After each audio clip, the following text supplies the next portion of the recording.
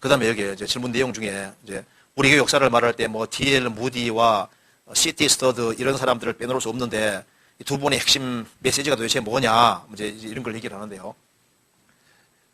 D.L. 무디만 간단하게 보면요, 우리하고 똑같아요. D.L. 무디가 구원을 확실히 받은 사람이잖아요. 무디는 이렇게 말합니다.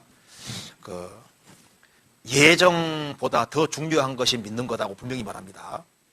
예정을 아무리 철통같이 믿어도 그 사람이 중생하지 아니하면 그 예정은 소용이 없는 거예요.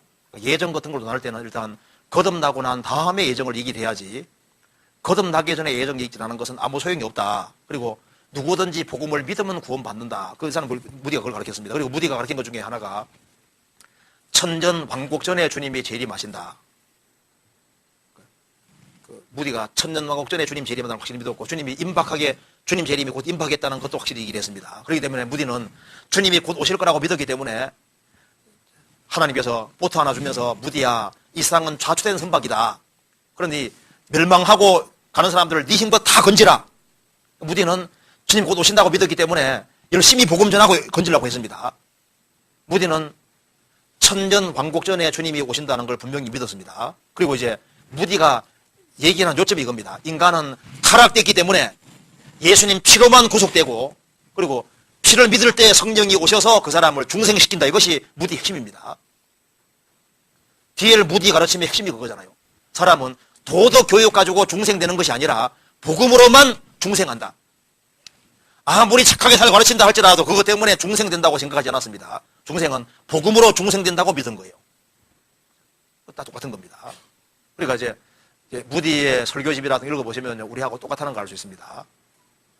스펄전도 읽어보시면 우리 똑같아요. 동일한 복음이니까. 그렇게 하면 되겠습니다. 그리고 이런 좀 복잡하잖아요. 좀 이제 이단 얘기하려면 복잡하거든요. 복잡한 이단들이 너무 많으니까. 이제 그 얘기를 할 시간은 없고, 일단 우리에게 필요한 것은 성경에서 이단이 도대체 뭐냐.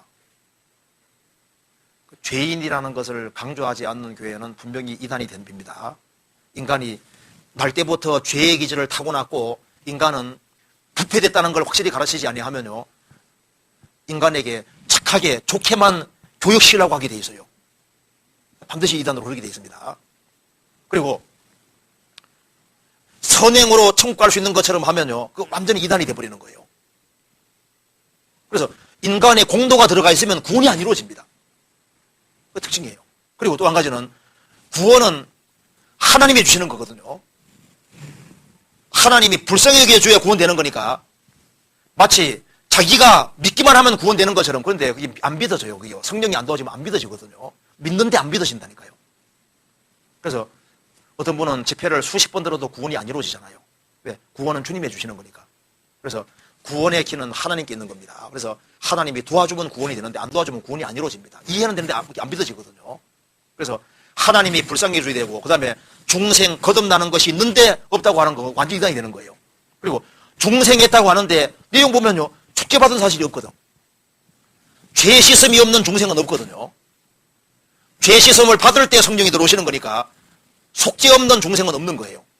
그렇잖아요.